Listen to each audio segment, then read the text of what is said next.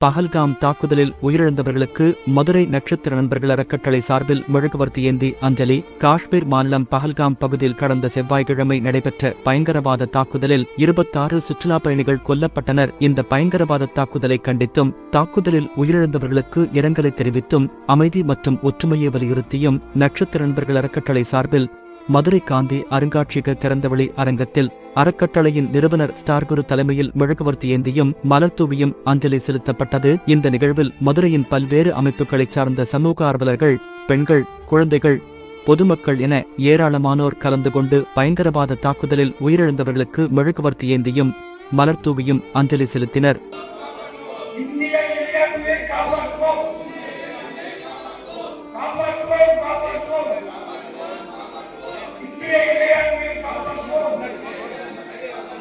விடமாட்டோம் விடமாட்டோம் காஷ்மீர் பகுதியை விடமாட்டோம்.